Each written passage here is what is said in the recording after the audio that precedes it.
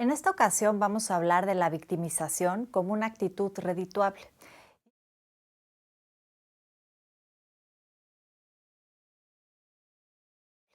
Y es redituable porque a veces trae un montón de ganancias implícitas. Y esa es una de las razones por las cuales nos es muy difícil desprendernos de actitudes disfuncionales, porque hemos aprendido a recibir falsas ganancias de nuestra propia disfuncionalidad. Pero lo primero que necesitamos comprender en esta ocasión es qué entendemos por las actitudes. En el modelo de semiología de la vida cotidiana hemos descrito las actitudes como estas predisposiciones perceptivas que están sustentadas en nuestro sistema de pensamientos, de creencias y de valores. Por lo tanto, una actitud es una postura, es decir, ¿cuál es mi postura frente a la vida? ¿Cuál es mi postura frente a mis conflictivas, frente a mi principio de realidad? ¿Cuál es mi respuesta frente a mis circunstancias? Pero estas actitudes a veces pueden ser de tipo funcionales y en otro momento van a ser de tipo disfuncionales, como es el caso de la victimización. Las actitudes funcionales son aquellas que van a colaborar en el desarrollo de nuestros potenciales y por lo tanto van a permitir un adecuado desarrollo de nuestro yo. Pero las actitudes disfuncionales van a inhibir el desarrollo de nuestros potenciales y por lo tanto no permiten el adecuado desarrollo de nuestro ser.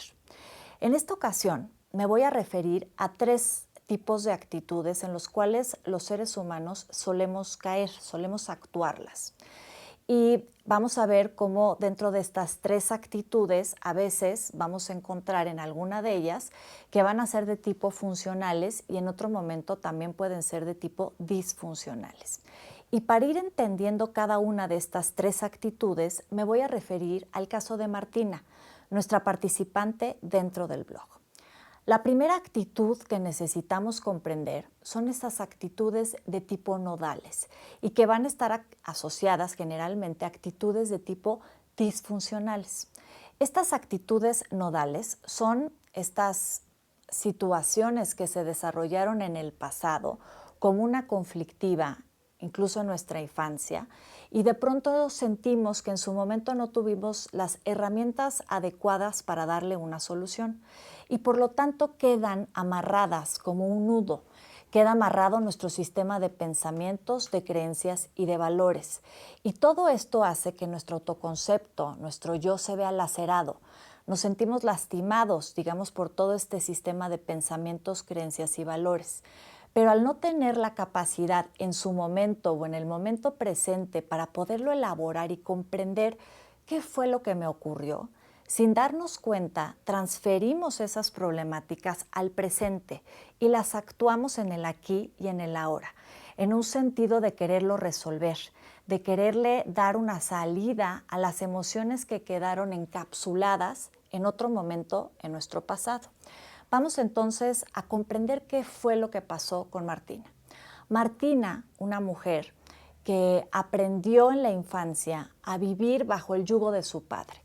Es decir, fue una mujer que se vivió sumamente controlada, con una sensación de sumisión incluso, que le provocaba una enorme frustración y un enorme coraje frente a sus circunstancias, porque su padre era un hombre rígido, de normas muy estrictas, que entonces de alguna manera exigía de ella que se sometiera a sus propias normas. Martina aprende a vivir de esta manera, dominada y controlada por su padre, pero sin darse cuenta y sin darnos cuenta todos los seres humanos cuando nos ocurren esas cosas en el pasado, aprendemos a vivir con estas emociones.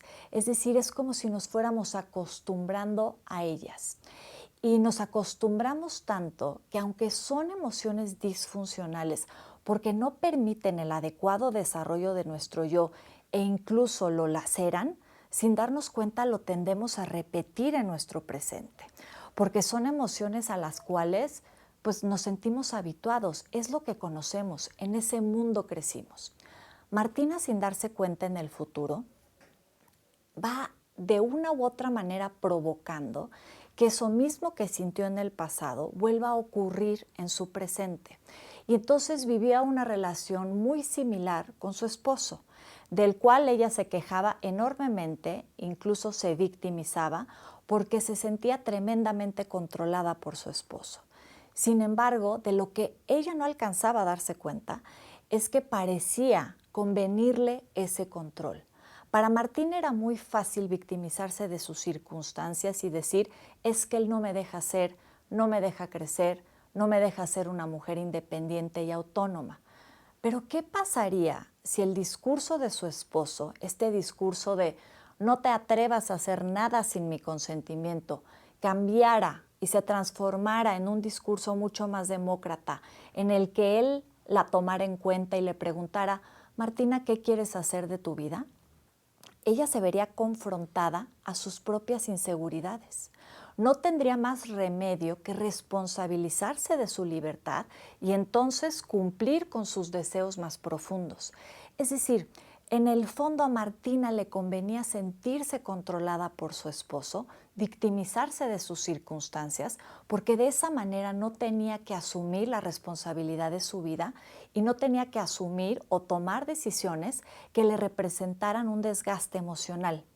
Esto es lo que vemos como una actitud nodal. Ella repetía sin darse cuenta una situación de su pasado, esta relación con su padre, en la relación con su esposo, y además también lo trajo a valor presente al grupo, porque el grupo colaboraba de manera constante para que Martina pudiera darse cuenta de esta situación, pudiera darse cuenta de las razones por las cuales a ella le convenía este control. Sin embargo, ella ponía un límite y decía, no, yo no lo veo de esa manera.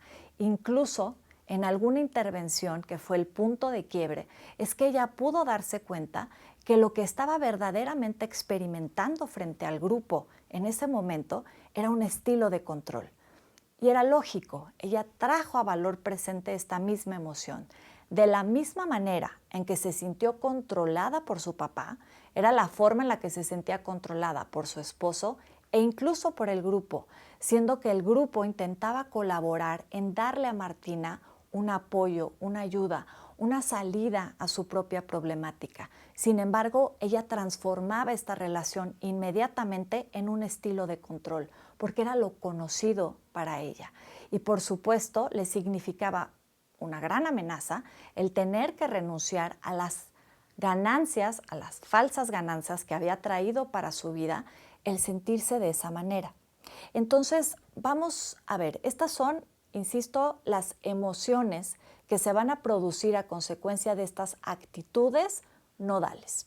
El segundo tipo de actitudes a las cuales me voy a referir son las actitudes aprendidas.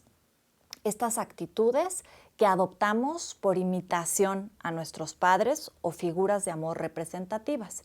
Pero como decíamos al principio, puede haber actitudes funcionales y actitudes disfuncionales. Estas actitudes aprendidas a veces pueden caer en un rubro o en el otro. Va a haber actitudes por imitación de nuestros padres o de nuestras personas cercanas que pudieron haber colaborado y que colaboran actualmente en el desarrollo de nuestro yo. Pero hay otras actitudes que imitamos que no necesariamente colaboran en ese sentido, sino todo lo contrario. No quiere decir que las actitudes de nuestros padres les ayudaron en la vida a salir adelante y sin embargo las imitamos. ¿Por qué? Porque es lo conocido para nosotros. Y tal fue el caso de Martina. Ella, sin darse cuenta, empezó a imitar esta actitud de su madre en el pasado de la victimización.